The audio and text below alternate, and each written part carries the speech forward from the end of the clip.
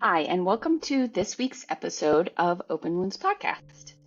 Today we have a guest on. His name is Jason Oman. He is a best-selling author and creator of the book series Conversations with Millionaires, What Millionaires Do to Get Rich. He also has another follow-up book called Conversations with Female Millionaires. His website is jasonoman.com, JASONOMAN. He has a lot of experience in growing businesses and marketing, and he also has some experience with his own personal challenges that he overcame with I believe it was a stroke that caused a brain injury. And so he is a testament to not letting things that happen in our lives stand in our way and limit us from achieving our goals. We talk a lot about money today, which I have been wanting to have somebody on to talk about money because it's something I think is really impacted when we have childhood trauma and complex PTSD and even adult trauma, because if we're living from a place of hypervigilance or fear or anxiety, we often relate to money as a form of security. We see, our relationship with money become impacted by our emotions, our thoughts, and our mindset. So we touch on that briefly in this episode, and he gives some good tips on addressing that, and if you want to work on improving your relationship with money. But I really like this topic. It's something I want to keep focusing on because it's become more prevalent in my, as I age in life. And I think a lot of us think, oh, once I get to be this age or this space in my career, I'll be more stable with money, I'll be more successful with money. And I don't think that's true at all. I don't think it has anything to do with maturity, quote unquote. It has to do with our relationship to money and how we think about money and how we approach success and how we relate in our relationship to our career and our choices and what we do on a daily basis. So we talk a lot about that in this episode.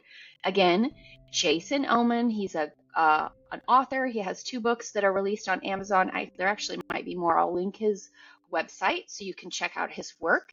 And I hope you enjoy today's episode. Thanks for listening. Please rate and review, share if you like this. It's also on YouTube if you prefer to watch it. You can look it up on YouTube, Open Wounds Podcast on youtube.com. There is another Open Wounds Podcast on YouTube. It's not us. So, but yes, check us out. Follow the logo should be the same as you would see on your podcast streaming platform. And enjoy this week's episode. Thanks so much for listening. Okay. Welcome, Jason Oman, to the Open Wounds Podcast. Today, Jason's joining us to talk about his expertise with money and mindset and overcoming challenges. Jason has written a couple books. So Jason, why don't you tell us a little bit about yourself and how you landed on becoming, an expert in millionaire mindset and all things that revolve around money. Okay, cool. Thanks so much for having me. I appreciate it. I'm basically best known for a #1 best-selling book that I created called Conversations with Millionaires, with 9 millionaires. We were the first ones to ever do the Amazon campaign and make a book a #1 bestseller with that strategy that's been done a bunch of times now. And then I did another project with 7 more millionaires that generated $100,000 from less than 30 days work. So that was kind of cool. Before I did those projects, I was a featured success story on a TV infomercial with some other millionaires. And that's actually how I got found out about by a guy. I was living in California at the time. And then a guy in New York had an AM radio show. This is before the internet. So back around 2000 or so. And he saw me on the TV infomercial with those millionaires, got in touch to interview me on his radio show. and we did that. And then I put him in touch with a millionaire mentor of mine, Robert Allen. And that opened the doors to get Mark Victor Hansen and Jack Canfield from the Chicken Soup for the Soul book series. We got Wally Famous Amos from Famous Amos Cookies and Sharon Lecter from Rich Dad Poor Dad. And basically just a bunch of millionaires. And I used to call up the radio station from across the country and have the producer put me on hold at the AM radio show. And by having me put on hold, the radio show was piped through the phone lines, and I was able to listen from across the country on an AM radio show, him interviewing and asking questions that we came up with all these different millionaires. And it was just a fascinating experience. And I remember listening and feeling like anybody who's entrepreneurial, who's ambitious and wants to make more of their lives, who is missing this is just missing out big time. It's such a shame for people to miss out on this. And so I remember making sure that he had this is the old 90-minute cassette tapes. 45 minutes fits on each side of it. And you would basically bring in a blank tape and have the producer record the shows onto the cassette tapes. And then I had him ship the cassette tapes to me across the country. They were shipped in a shoebox of all things. And then I got them transcribed and turned them into an ebook version of it. And people loved it. The testimonials were off the charts. It was amazing. And I said, okay, this is everything I was hoping it could be, and turn it into a book. And we did the campaign, hit #1 on Amazon for it. And it's been an amazing ride ever since. Wow. Yeah. So it sounds like you kind of, found this through your own curiosity about money and mindset. Were you like drawn to learning more? Like, how did you, because it's funny. I read one of Ken Honda's book called Happy Money, I think. And he talks about some people really just don't care about money. As long as they have enough money to eat and buy clothes and get through their life, they're like, whatever, money it's not even on my radar. So clearly something must have struck in you that you're like, I want to learn more about this. And this is fascinating. How did these people end up so successful? So can you share more about like how you were drawn to that industry and learning more about that from these experts and these millionaires? Yeah. So I grew up as the youngest child of 5 kids. And my older, I was just a little kid, so I didn't have a job and didn't have any money. And, my siblings and kids that I went to school with and stuff would be able to have the cool bicycle and the cool, Hot Wheels cars, or the radio controlled, RC cars was a thing that was really cool back then. And basically, these other kids got to have toys and bikes and cool stuff, video games, whatever. And like I said, I was the youngest of 5 kids, and there just wasn't really any money left, when it was my turn, quote unquote. And so I just remember always kind of being left out when it seemed like all the other kids got to have stuff and I didn't. And it was, what I always heard was, we just don't have any money. We don't have any more money. And so I learned from a very young age, it takes money to be able to enjoy things in life. And so I just at a very young age started saying, hey, I'm going to grow up and figure out how to make money, so I never have to be, the kid who doesn't get to have stuff when the other kids get to have it. I was too young to realize, well, they're older kids, so that's why they have some advantages and privileges and stuff that I don't have. I just saw other kids had stuff. I wanted stuff. I didn't have stuff. Money is the difference maker. Let's figure out a way to make money. So that's kind of how it all started. That's interesting. Yeah. And it's funny because that's a choice, like a fork in the road at even that young age, to be like, I give up. I'm just a poor person, and adopt that as part of your identity, or to say, no, I'm going to take this as something I want to figure out, and I'm making a decision that this is not my truth. I'm not accepting poverty or, being of low means as part of who I am as a person, which I think especially a lot of people who have trauma and have had really rough childhoods, that is really a common feature for a lot of us, is that we didn't have much growing up. And so there becomes a time in our childhood usually where we have to say, am I going to accept this as my fate? Like, oh, this is just how it is. Those rich people over there, we don't like them. It becomes a part of how they behave for decades in the future, right? And so that Absolutely. choice that you made even as a little kid to be like, no, I'm going to figure this out. I'm going to make it different when I grow up. That's a big thing for a little kid, and most people wouldn't take them seriously, but clearly, you did, and you followed through on it. So that's really impressive that you kept going. Yeah. It was just one of those things where it's like, I guess what it was, I always had a decent level of intelligence. I just didn't have a lot of the other resources. And so I said, I'm smart. I can figure out a way to do it. And then that started kind of a path of me kind of studying and figuring out how did other people do it. And that's part of what was some of the inspiration for doing the Conversations with Millionaires book. Was what if you could find out from millionaires what their secrets to success are, and what they did to become successful, and then learn them and be able to apply those same things for yourself. So all that was kind of the catalyst that kind of laid the groundwork for that to happen. I'm going to pause.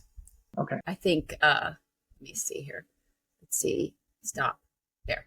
I don't figure this out. I'm determined to make this a different outcome. So how did you, because that's another thing I noticed, at least in my own belief system, is this othering of wealthy people. They're like far away and I don't even know how I'd meet them. And so how did you get into rooms where you were actually able to have conversations and start learning from these people? Well, that's an interesting thing. So I would attend seminars and events and trainings and boot camps and all that kind of stuff. And then in my 20s, was it 20? Yeah, in my late 20s, I was basically working a 12-hour graveyard shift job. And when you work a graveyard shift job on your nights off, you're still used to being up late. Mm-hmm. And what do you do when it's middle of the night and you've got a night off? You see what's on TV. And I was watching a late night TV infomercial teaching direct marketing, and they were selling a course, and I bought the course, and as soon as it got there, I dug into it and devoured it and started implementing it, and had enough success that after a few months of doing that business, I don't remember what 2 or 3 months or so of doing that business, I was making enough money doing the business on a part-time basis that I realized, hey, if I quit that graveyard shift job and apply myself full-time to this business, how much could I make then? Yeah. And so that's what I ended up doing, and had enough success that they ended up flying me from California to Florida across the country and filming me to be a featured success story on the next version of that TV infomercial. And so, I got greeted at the airport by a limo driver with a sign that had my name on it, and taken in a limo and met the millionaires that I had seen on the TV show. And that was kind of cool. And then, they took me out to dinner and did all the good stuff and interviewed me. And then I ended up being, like I said, a featured success story on that TV infomercial with those millionaires. And, a guy in New York saw me on TV, got in touch, interviewed me on his radio show, and it all went from there. So let me throw out something real quick, because Sure. I don't know how fitting this is or whatever, but I just want to make sure everybody watching make sure you hydrate, drink a lot of water. More water than you think you need is better than not enough, because about 7 years after I did my Conversation with Millionaires book, I got dehydrated. That caused me to have a stroke, which spiked my blood pressure and caused a brain aneurysm, which ruptured, put me in coma for 10 days with a 12% chance of survival, 12 to 15%. And it permanently wiped out my short to midterm memory. So for the rest of my life, because neural pathways don't regenerate and heal and regrow, like, if you scrape your skin or something, it'll heal and replenish. Neural pathways don't do that. So I have permanent short to midterm memory issues as a result of it. And just hydrating and drinking enough water would have saved it. So I have no idea what you just asked me, but I needed to explain why I seem dumb. And it's because I had a brain aneurysm that wiped out my short-term mememory. So for whatever it's worth, just make sure you hydrate. Thank you for sharing that. Yeah. And that's another part of your story, is that, you were able to find success really quickly. And then you had this huge, like, monumental setback that a lot of people would have been like, my life is over. How can I start over from this? I'm just going to go on disability and let somebody else take care of me my whole life. So it seems like you just have had an attitude and a mindset from very early that was like, I'm going to continue to challenge myself and push myself and, overcome obstacles that are put in my way, So I commend you that you haven't just kind of sat back and taken a victim approach, which is another thing that's really common for people who've had rough childhoods or early childhood trauma, or even adulthood trauma, where things don't work out the way they want them to. And it's very easy for us to be like, well, this is just the hand I've been dealt, and it sucks, and my life's going to suck. So yeah, if you want to talk a little bit about like the parallels for what you learned from the millionaires and how you apply it, even when you're dealing with stuff that's not technically related to money, if it's your health or something else. Yeah, I think it was, these millionaires and multimillionaires didn't get there by never having any challenges along the way. Speed bumps and roadblocks and all that stuff is just a part of life. And I think you have to have the desire and ambition that is more powerful than the challenges that you're faced with. And if you let the challenges that life is going to throw at you get in your way, you're going to have not a very great life. And so, I just kind of had to make the decision, am I going to just have, for lack of a better way of saying it, a shitty life? Or am I going to go try to make survival worth surviving for? And I feel like I owe it to the neurologist who invented the procedure that saved my life. He was able to be flown in from, I think, North Carolina. And thank God I was living in Georgia, one or two states away from the guy who invented the procedure that saved my life. I'm originally from California, and had I still been living in California when it happened, I moved from California to Alabama, of all things, for a relationship, and then ended up going to Atlanta for speaking at some events and seminars and stuff, and fell in love with it and moved there. And thank God it all happened the way that it did, because I was in the right place at the right time. When the stroke triggered the aneurysm that almost killed me, they were able to get the right guy in and do his thing. I have no idea what your question was now, because that's what I'm dealing with on the short-term memory thing. But yeah, you touched on it completely, is that, it's very easy to be like, well, I give up, it's too hard. But you said, make sure that surviving is worth it, right? Because so many people will be just like living paycheck to paycheck or hand to mouth. And I feel like I personally, just to share how this resonates with me, there was a time where I was like doing the whole Dave Ramsey thing where you work 4 jobs and you put your paper, the money into envelopes. But what I found is it didn't matter how hard I worked.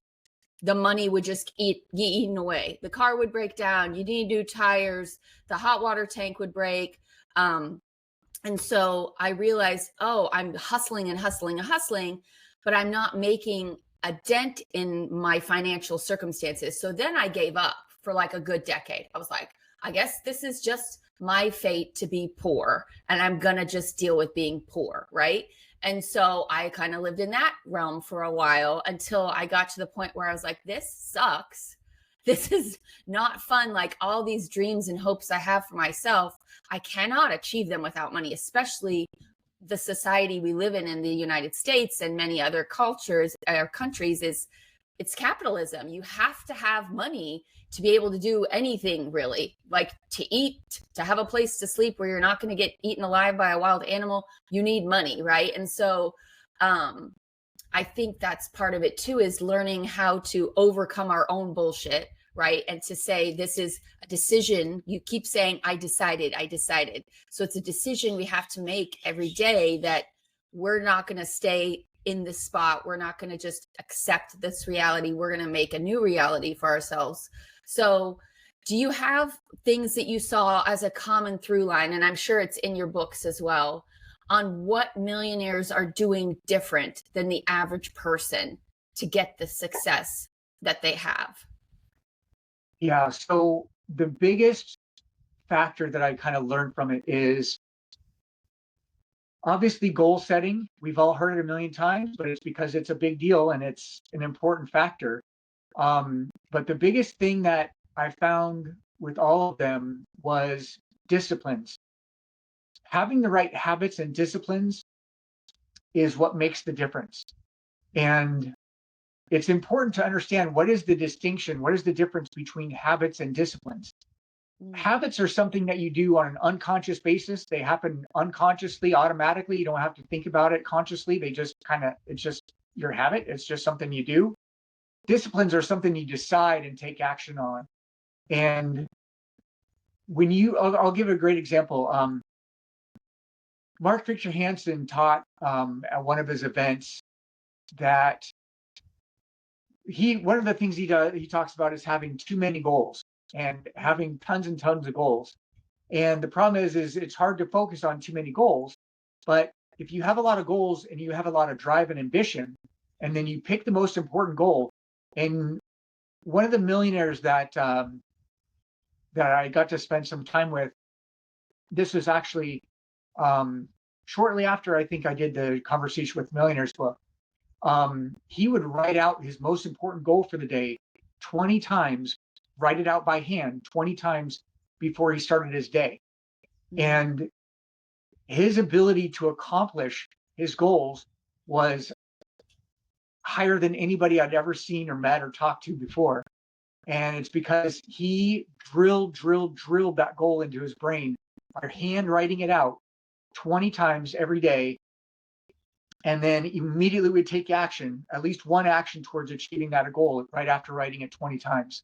And that kind of discipline can be a game changer for you in your life.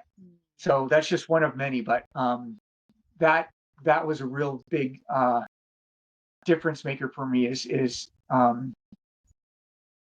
learning that. Write out your most important goal for the day 20 times. And if you do that, and you can pick a small, easy goal to get started. Pick something, write it out, drill it into your subconscious mind by doing that, and then accomplish it. Celebrate. Give yourself, credit and kudos for accomplishing it, because it fuels you emotionally to want more of that, to achieve more goals, and to get more of the kudos from doing that. And then you can build to bigger and bigger and bigger goals. And the degree that you do that will determine the level of success you achieve, because it's all about milestones and goals and accomplishments and taking things to higher and higher levels.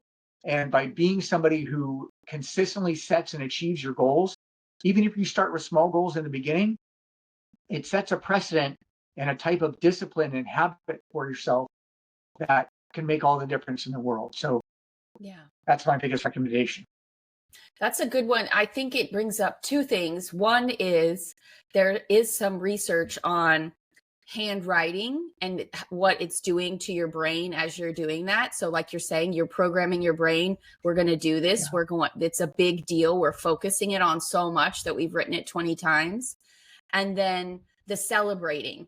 I think that's so important because especially I can see in myself, it's like you achieve the goal and you're already like on the next one and you don't even pat yourself on the back. You're just like, whatever, I'm shooting for the next thing. So then it becomes this, monotonous grind where you're not even acknowledging your successes that you've had. Like my one friend, Camilla says, look at the receipts, look back when you're at your successes that you've had and honor them and acknowledge them and be like, oh, wow, I did actually do that thing. And I did actually achieve that. Even if, like you said, you're starting out with smaller goals to create that reinforcing pattern of reward. Like I did this, even if it was, I'm just going to clean the bathroom today.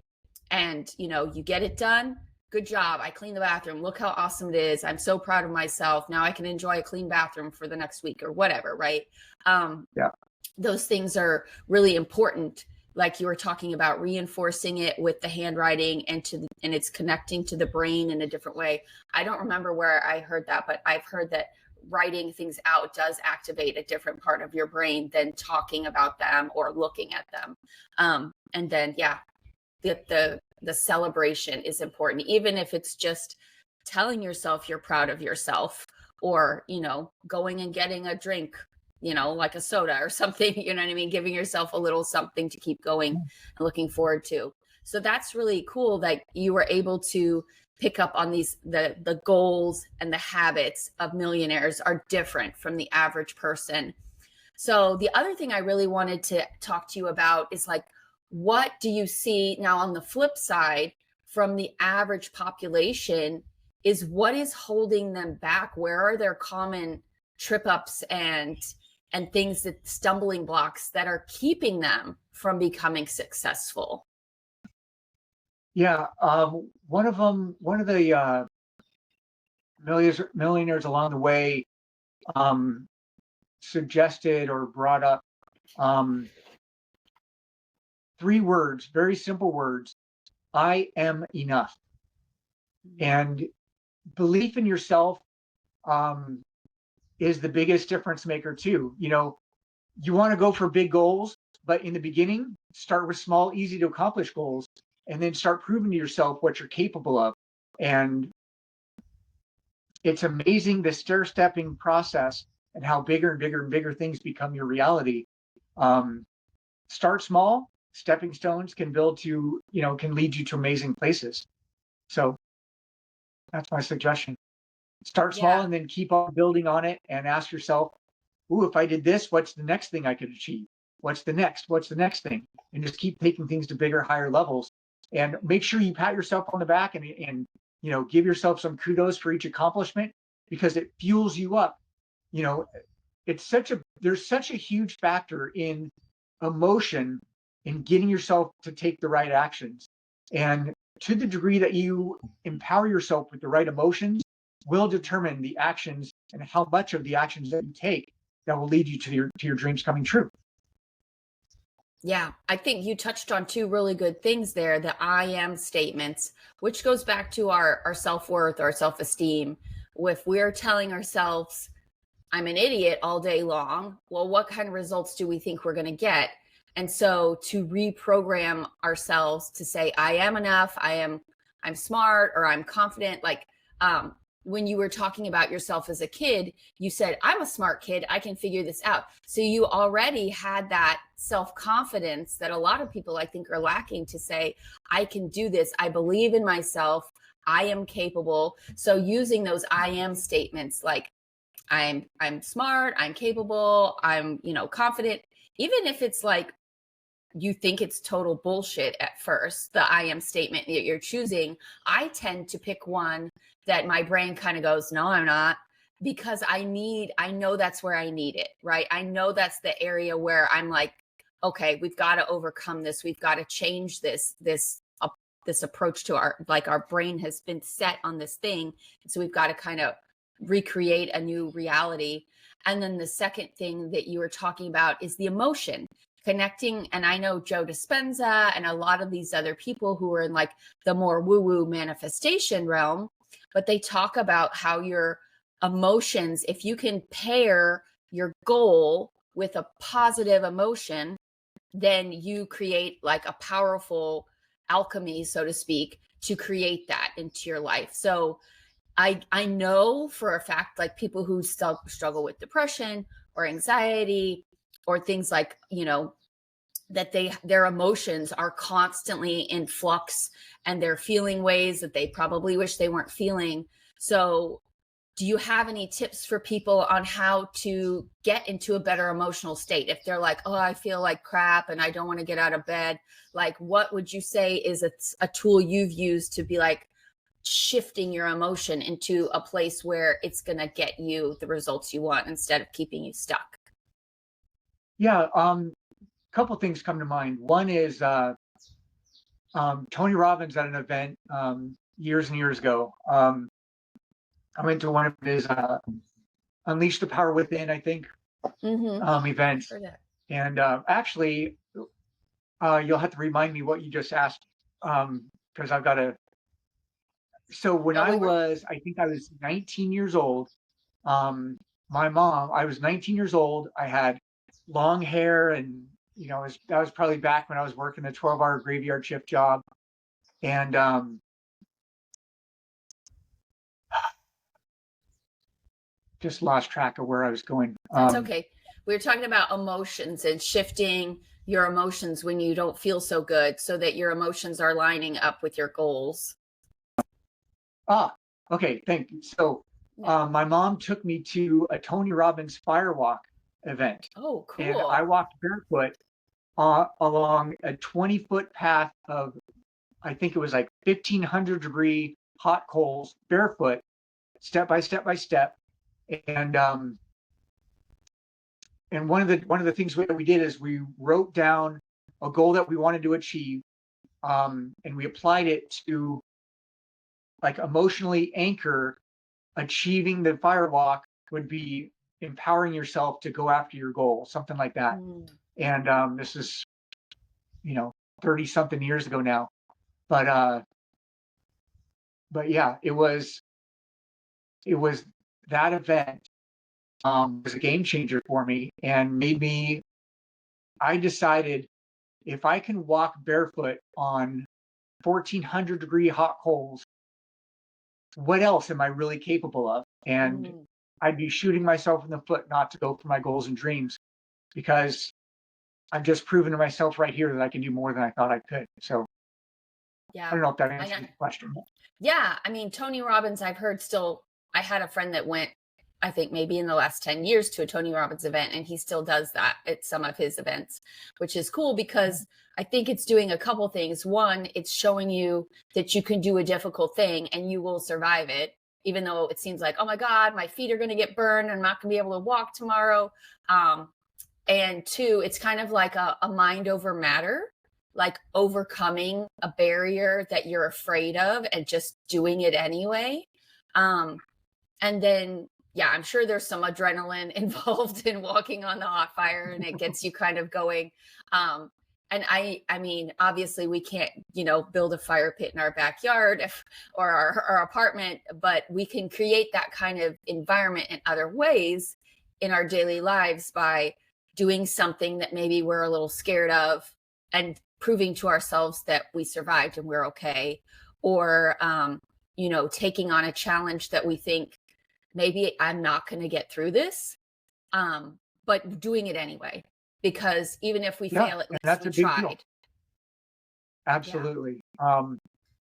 You'll never know what you can truly accomplish unless you try. Yeah. Without attempting it. And like I said, you can start small and grow, stepping stones along the way and go and grow to bigger and better things as you go along.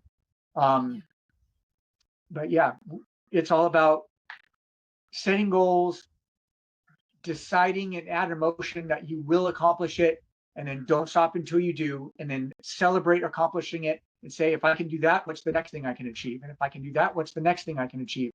and keep taking things to higher and bigger, better levels. And you can accomplish and enjoy amazing things in life too.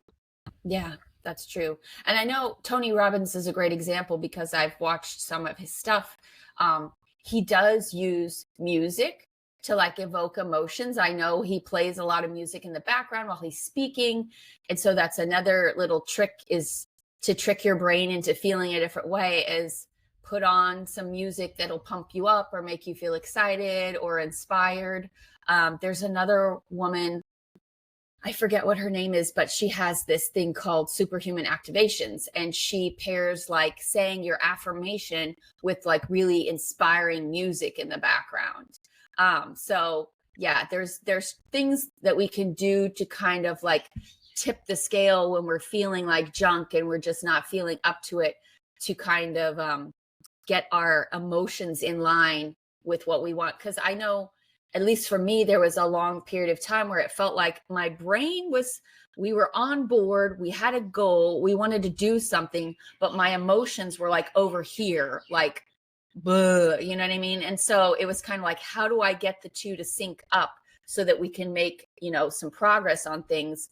Because if you're trying to just only do your goals when you feel good, you're going to have maybe a week, a month that you are inspired and you're pumped up and you're excited, and the rest of the time you're not going to feel like it. If you're letting your feelings and your emotions dictate how you behave, your progress is going to be so slow and delayed because your emotions are, you know, doing their own roller coaster thing all the time.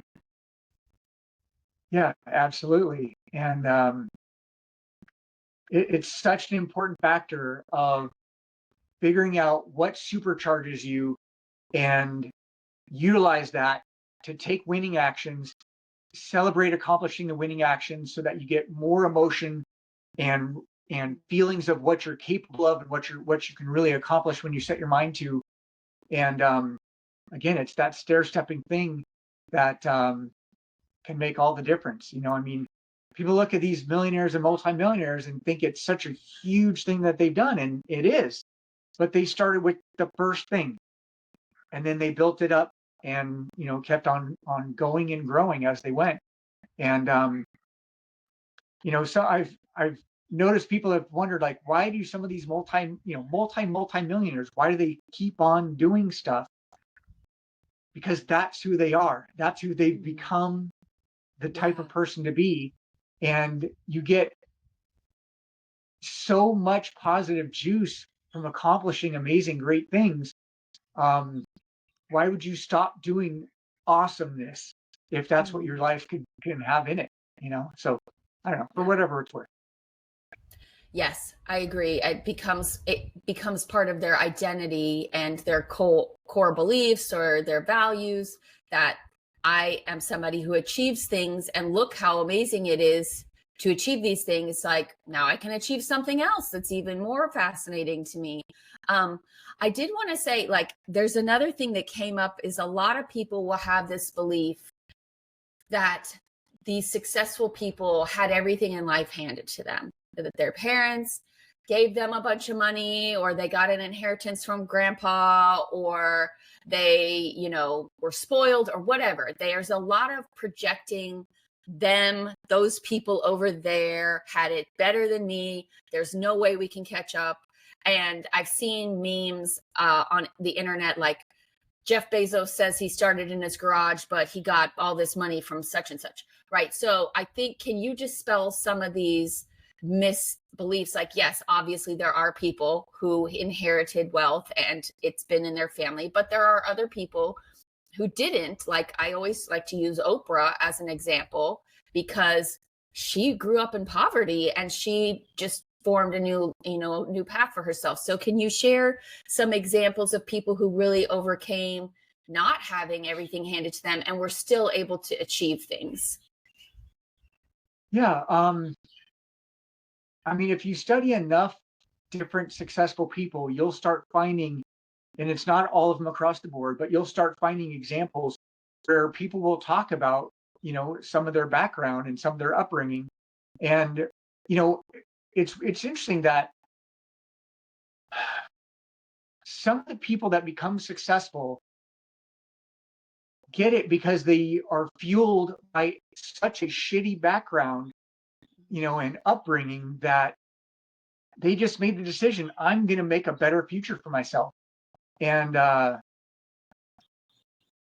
we're all these millionaires are just human beings. They have five senses. They have, they're all just normal human beings, just like everybody watching this. They just applied themselves and took focused action, and they kept on doing that. And then they stair step, like I keep using that example, they stair step to bigger and better things as time goes on. It's amazing what you can accomplish when you truly dedicate yourself to making things happen. And it really can fuel you up and drive you to do bigger and better things. Celebrate your victories, celebrate your accomplishments, your successes, and then say, if I can do that, what's the next thing I can do? And get excited about it. And then really, like I said, celebrate the accomplishment and keep taking things to the next level. And I don't remember what your question was now because my memory's retarded, but yeah, that's okay. do it to it. Yeah, I was talking about those millionaires and successful people that came from a not so great upbringing that had to overcome challenges and overcome working like their way out of poverty into the success that they have. And so you were saying that the key thing that you saw was that they became dedicated and they continued to just keep going at one thing after another. Yeah. It's that there's a moniker out there that's what would you do if you knew you could not fail? Mm-hmm.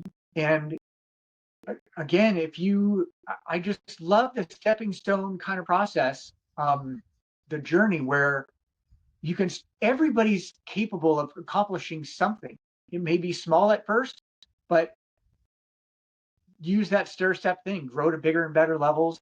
And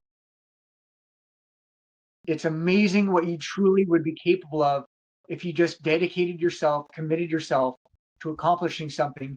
Start, achieve it, take the next step, keep on doing that, and keep on building from there. It's there's nothing you can't accomplish if you truly dedicate and decide you're not going to let anything get in your way. You're not going to let anything stop you. You're not going to let anything hold you back. That focus and that dedication to yourself can move mountains. It can move mountains. Yeah.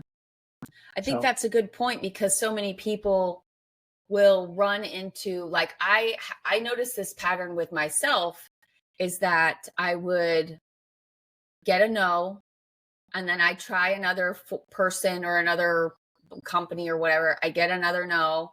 I try a third one. I get a no. And I think this means I'm not supposed to have it. This is the universe or God or some kind of thing out there telling me, no, this is not for you. Instead of being like, let's go a fourth time. Let's go a fifth time. Right.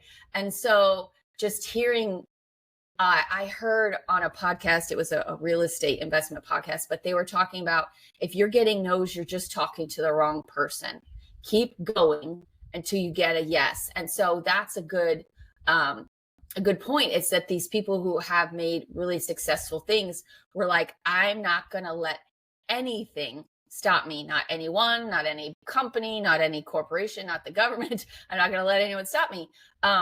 And I was just listening to the lady who invented Spanx. I forget her name, honestly, but she was talking about, yes, she was talking about how when she first started to create her line of underwear and shapewear, the people were like, we can't do that. That's impossible. We've never done that before. And she goes, that means I'm on to something, because this is an area for growth and improvement in the industry, because people have let roadblocks stand in the way and they've not tried to go, figure out a new opportunity here. So I think that's so common for people to feel defeated and just give up. They'll run into barriers, they'll run into people telling them no, they'll get roadblock after roadblock, and then they'll just quit, you know? So can you talk more about like how you've seen people overcome those roadblocks and move past them? Yeah, and what comes to mind is figure out something that you want to accomplish that you want so badly, so deeply, with so much emotion that you're not going to let anything stand in your way. You're not going to let anything hold you back from it. And it's amazing how easy it is for people to sell themselves short on what they're truly capable of accomplishing. And it doesn't serve you or anybody else to settle for nothing, to settle for mediocrity, to settle for peanuts, you know? We all are capable of accomplishing and enjoying such amazing lives if we dedicate ourselves and truly apply ourselves to make it happen. And that's the difference between successful people and unsuccessful people, is applying yourself, deciding to make it happen no matter what stands in your way, and keep on keeping on. Yeah, I think that's a good point. Is like you touched on something. You said, you know, it's available for everyone, and I think that's another lack mindset I see a lot of times, is that they think money is a finite resource and they think success is finite. So if you're winning, that means I'm losing. They think it's an equation where there can only be one Michael Jordan, and that means I can't be Michael Jordan because he's already Michael Jordan, right? When I believe that that's not the reality. There could be a Michael Jordan in every city in the country, right? If people were to look to his behaviors and his aspirations. I'm not saying he's like the gold standard. I know he's a flawed person, but if you just say, oh, that spot's already taken, I'm not even going to go for it, right? Yeah, I mean, LeBron James came along and said, "Hey, if he can do it, I can do it," and did some pretty amazing things too. And there's a lot of examples that are out there that just never get into the limelight and never get the spotlight put on them. But there's so many amazingly successful people out there living their dreams and making things happen. And they're just people that dedicated to applying themselves to accomplishing their dreams. And if they can do it, you can do it. It's just a matter of figuring out the right dream to focus on and then truly applying yourself to it. And to the degree that you'll do that and apply yourself towards your dreams is what will determine how likely you are to make those dreams come true. And so many people settle for so much less than they're truly capable of. And then they just make excuses and, well, it wasn't meant to be and all this stuff. And it's like, well, how do you know? You know, like maybe you just sold yourself short and should have applied yourself more and more consistently and for a longer period of time. You know, we're just, like I said, we're capable of so much more than we give ourselves credit for. And what would happen if you just decided to make it happen no matter what? And if you don't go after your dreams and somebody else does and they accomplish it and you don't, the difference was they applied themselves, they decided to make it happen, and then they got the accomplishment and the rewards from it. And those rewards that you could have had too. You just got to apply yourself. Yeah. That's a really good example, because I can remember times in my own life where I would think of something like an invention, let's say, but I didn't know how to make that invention happen, right? Like I remember this was back in the early 2000s and we had a PlayStation, and the cords, like your remote control, had a cord on it. And I said to my husband, I said, well, the TV remote doesn't have a cord on it and it works. Why can't they make a PlayStation remote that doesn't have a cord on it? This is dumb. And then sure enough, like a year later, the PlayStations and Xboxes and all the systems started coming out with cordless remotes. So I had seen this thing, but I didn't pursue it. I didn't like try to get a patent and look into and like talk to an engineer. But yeah, there's so many times where if you don't step in and take the action, somebody else is going to, because you've thought of something that fills a need in the market or in, service industry or wherever. And because it requires that action and that follow through and that commitment to step by step by step, not giving up. And then, it will become realized. If it's not you, it's going to be brought forth through someone else. I think, Elizabeth Gilbert who wrote Big Magic? I'm trying to remember. I read the book Big Magic, and she talks about that, where when there's opportunities out there, and if we get an idea or we get a creative spark or inspiration and we don't take action on it, that opportunity will float onto someone else who's willing to put in the time and effort to create the thing. Yeah, there is amazing rewards and results that can come, and it's to the degree that you apply yourself to making it happen, will be the degree of likelihood that you'll get those rewards. So, it's truly just about dedicating yourself and kind of forcing yourself to stick to it. That stick-to-itiveness factor, can be a big deal too. So, yeah, I agree completely. Yeah, I think it's so. What would you? Because the other thing that I see people come upon is that, like you said at one point, if you have too many goals, they're like, well, I want to become a firefighter, but I also want to be a race car driver and I want to be a welder. Like, they've got like so much stuff happening, and they're inspired and excited by a lot of things. So they kind of have like that shotgun splatter approach to things. What would you suggest or recommend for somebody to refine it down to where they can really hone in on one thing?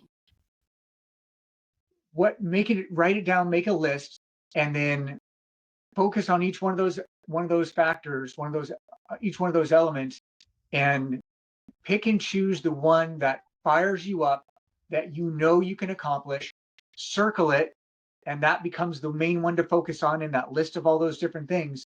And then apply yourself and truly dedicate yourself, and then accomplish even a first step towards it. Give yourself a pat on the back, really, reward yourself for it, and keep pushing yourself. If I can do this, what's the next thing I can do? If I can do this, what's the next thing I can do? And just keep taking things to higher and higher levels. And to the degree that you'll do that, literally becomes the degree of likelihood of the bigger success becoming yours one day.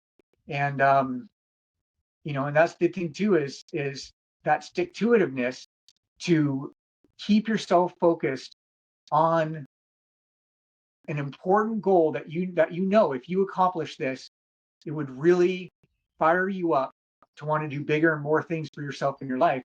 And use it as stepping stones. I keep going back to that, but use it as stepping stones, because you truly are capable of so many amazing things. You got to start. You start with the first one and you accomplish it, and then you use that to get to the next one and the next one and the next one. And I keep on repeating it because that's the thing that makes the biggest difference. Chicken Soup for the Soul now, I think, has done something like $2 billion worth of revenue in all their different companies from the Chicken Soup for the Soul books. And who knows how many Chicken Soup for the Soul books there are at this point. I'm sure well over 100 now. Yeah. And they started with the first one. Started with one. And then they dedicated themselves to get out there, see if people like it. Oh, people like it. Okay, cool. Let's get more of them sold. And then they, keep taking it to the next level and the next and the next. And, like I said, just don't sell yourself short. You're capable of so much more by just applying yourself in the right ways. And I hate to see people end up with less than they're truly capable of because they just gave up too soon and too easy and didn't apply themselves, when an amazing life is truly possible for you if you dedicate and apply yourself to making it happen. And yeah, it's up to you. If it's to be, it's up to me, is that old saying. The other thing that I noticed too, and I've seen as a common thread with people who are successful, is their environment and who they are exposing themselves to on a daily basis. And I get like your example of you were working the graveyard shift. So you probably didn't have control over who your coworkers were or who your boss was. But when you clock out and you're off of the clock, are you hanging out with people who have goals and aspirations and are making changes in their life and working towards something? Or are you hanging out with people who are not, right? Like, I think one of the things I heard them say was like, if you're going and you're sharing your goals and sharing your dreams and things you want to do with people, and they're kind of taking a dump on it and being like, oh, that's dumb, or you're never going to achieve that, or that's too hard, or why would you do that? Just stay where you're at. And they are not in alignment with a growth mindset. You have to number one, don't talk to them about your growth mindset anymore. And number two is go out and find people. And now with the internet, I don't think there's any excuse. Like, we have millions of people at our fingertips any minute of the day, all around the world. So you can find people who are in a like-minded growth mindset of, I'm going to achieve something. Let's encourage each other. Let's lift each other up. Let's inspire each other. Because I know from personal experience, bringing forth ideas to my parents or people that I was around, and they would just be like, well, that's dumb and that will never work and you can't do that. You really have to protect your energy and protect, like you said, you're building that excitement and you're patting yourself on the back, and then somebody comes and like pushes you down. It's so much harder to make progress if you're not really careful about who you're letting dictate and speak to you on a daily basis.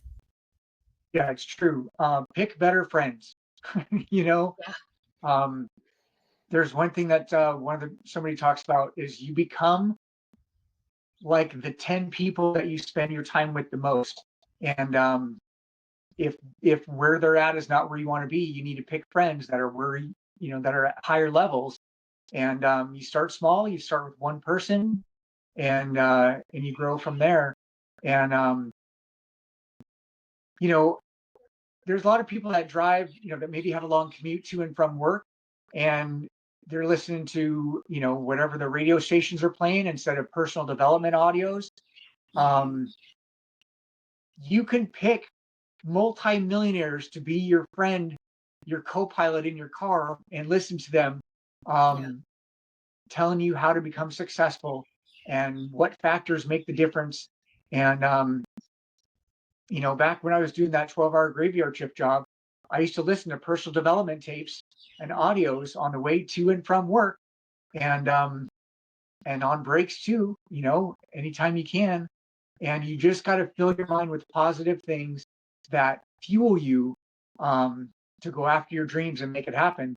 And if you don't, and then you don't accomplish anything, who do you have to blame? Yeah. So I think that's all a great point. Yeah. If you're in an environment where the people you're exposed to are not lifting you up and encouraging you, you have to create it. Like you said, you listen to things. I have purchased some programs through Amanda Francis, and so I will play them in the background while I'm doing the dishes or working on the computer or in the car, because I need that encouragement. I need that inspiration. And I need that like lifting me back up again to keep going. Because music and the radio, it's fine. But honestly, sometimes, especially with the political climate and the stuff happening globally, it can just be like a big, huge bummer to listen to what's on the radio. And I'm not saying like we should just block out the suffering of the world, but I don't think that's what we should be filling our brains up with all day long. And if you, like you said, if you don't have a group that you can go to in real life, create that group through inspiring role models and mentors.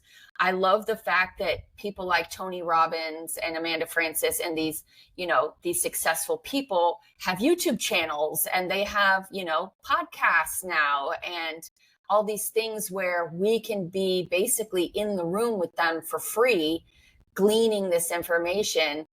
And it's going to make a difference in how we look at the world.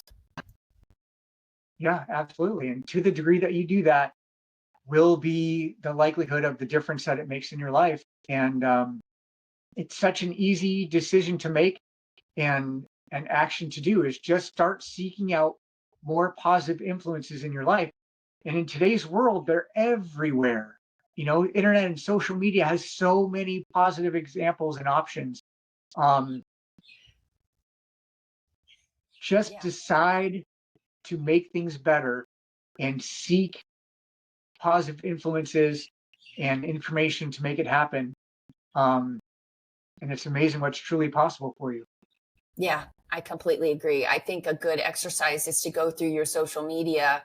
And even if you don't want to unfollow your grandma or unfriend your cousin, you can mute them and you can make your feed 100% inspirational content. And that way, if you're like, I feel tired, I'm going to go scroll, at least what you're scrolling is stuff that uplifts you, it makes you laugh, it encourages you, and it keeps you in that emotional state of I can do this.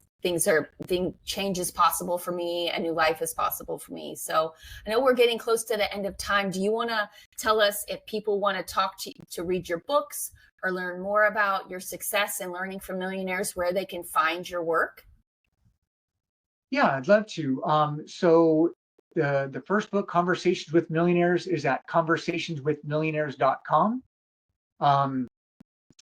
The second book is at conversationswithmillionaires.com/CWFM. That's Conversations with Female Millionaires. And a new project that took me a long time because of the memory challenge to create, but is now ready. If you email me at jason@jasonoman.com, Oman is OMAN, jason@jasonoman.com. I could send you some info about that.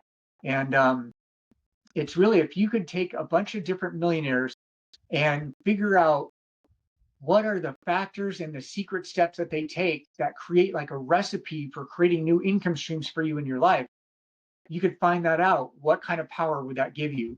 And that's what this is about. So email me, jason@jasonoman.com, and let's make it happen for you. Let's get you to make your dreams come true. I'm excited for you. Great. And I'll put your website in the show notes as well. So if people want to go to your website and click around and watch some of your videos and stuff, they can get that as well. And I just want to thank you for coming on. I think it's really great information you have.